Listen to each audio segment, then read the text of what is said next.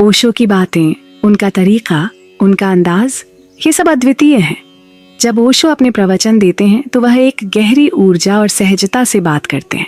वह सीधे हृदय में पहुंचते हैं, हर शब्द को अपनी पूरी सत्ता के साथ व्यक्त करते हैं। ओशो का कोई भी प्रवचन एक गहरी जीवन दृष्टि को हमारे सामने लाता है, जिसमें से प्रत्येक वाक्य जीवन की गहरी सच्चाइयों को उजागर करता है।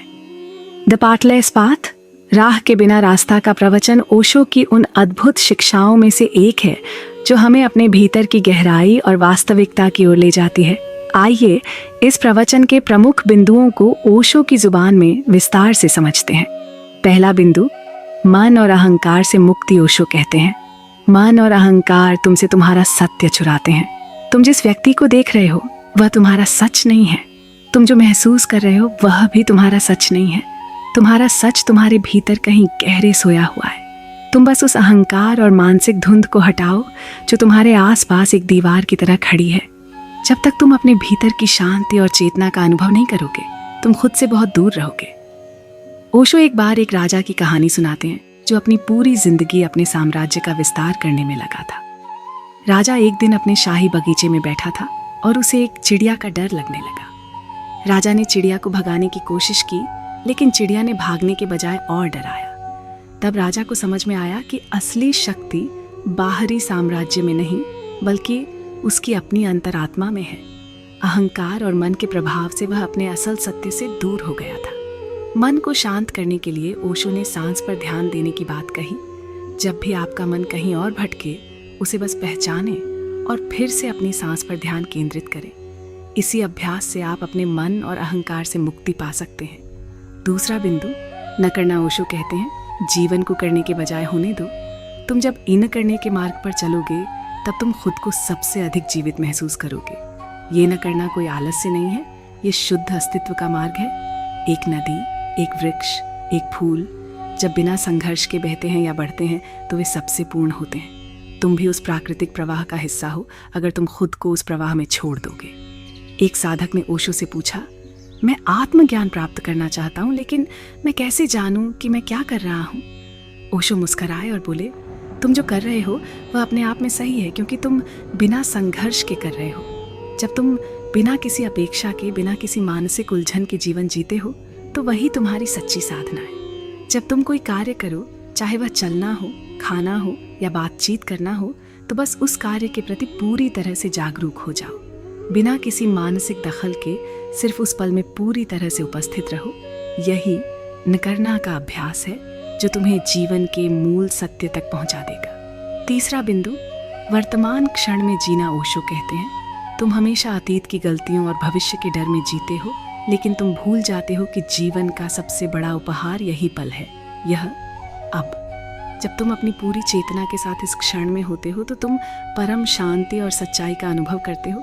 किसी भी वादे, किसी भी डर के बिना बस यही क्षण होता है। ओशो ने एक बार एक साधक से पूछा, तुम अपनी साधना के बारे में क्या सोचते हो? साधक ने कहा, मैं आत्मज्ञान की खोज में हूँ, लेकिन मुझे लगता है कि इसके लिए मुझे भविष्य में और प्रयास करना होगा। ओशो ने उत्तर दिया, तुम पहले ही सही रास्ते पर हो, लेकिन तुम ध्यान दो कि तुम उस पल में नहीं हो। जब तुम इस पल को गहराई से समझोगे तो तुम्हें कोई भविष्य या अतीत की चिंता नहीं रहेगी। हर कार्य को पूरे ध्यान से करो, हर कदम, हर श्वास में जीने की कोशिश करो। जब तुम पूरी तरह से इस पल में होते हो तो तुम महसूस करोगे कि जीवन के अद्भुत पहलू तुम्हारे सामने आ रहे हैं। चौथा बिंदु, आंतरिक यात्रा। ओशो कहते हैं, तुम्हारे भीतर जो सत्य है वही सबसे महान है। कोई भी गुरु, कोई भी शास्त्र, कोई भी शिक्षक तुम्हारे भीतर के सत्य को नहीं जान सकता। वह सब कुछ तुम्हारे भीतर है, बस तुम्हें उसे पहचानने की आवश्यकता है। तुम्हारी यात्रा एक बाहरी यात्रा नहीं, एक भीतर की यात्रा है। एक साधक ओशो के पास आता है और कहता है, मैं ज्ञान प्राप्त करने के लिए क्या कर सकता हूँ? ओशो ने उसे जवाब दिया, तुम बहुत कुछ कर रहे हो, लेकिन क्या तुम कभी रुककर यह जानने की कोशिश की है कि तुम क्या हो? ज्ञान कहीं बाहर नहीं है, वह तुम्हारे भीतर है। हर दिन कुछ समय अपने भीतर को महसूस करने के लिए बैठो। अपनी आंतरिक आवाज को सुनो और उस पर ध्यान केंद्रित करो। यही तुम्हारी आंतरिक यात्रा का पहला कदम होगा। पांचवा बिंदु, हर यात्रा की विशिष्टता। ओशो कहते हैं, हर व्यक्ति का मार्ग अलग होता है। कोई दो लोग बिल्कुल समान नहीं होते। तुम अपनी यात्रा के मालिक हो और कोई दूसरा व्यक्ति तुम्हारी यात्रा को समझ नहीं सकता। तुम्हें केवल अपने भीतर की आवाज़ें सुननी है, वही तुम्हें तुम्हारे रास्ते पर ले जाएगी। ओशो एक साधक से कहते हैं, तुम जितना ज़्यादा दूसरों से अपनी यात्रा की तुलना करोगे, उतना ही अधिक तुम अपने मार्ग से भटकोगे। जो तुम्हारा रास्ता है वह सिर्फ तुम्हारा है और वह किसी और का नहीं हो सकता। कभी भी अपनी यात्रा की तुलना किसी और से मत करो। जो तुम्हारे लिए सही है वही तुम्हारा मार्ग है। अपनी यात्रा को पूरी तरह से अपनाओ, बिना किसी शंका के। छठा बिंदु, पाठलेस पाठ का विरोधाभास। ओशो कहते हैं, राह के बिना रास्ता ही तुम्हारे असल रास्ते की पहचान है।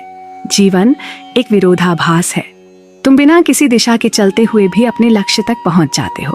जब तुम जीवन को बिना किसी योजना या उद्देश्य के जीते हो तो तुम्हें वह सब मिल जाता है जिसकी तुम खोज कर रहे थे।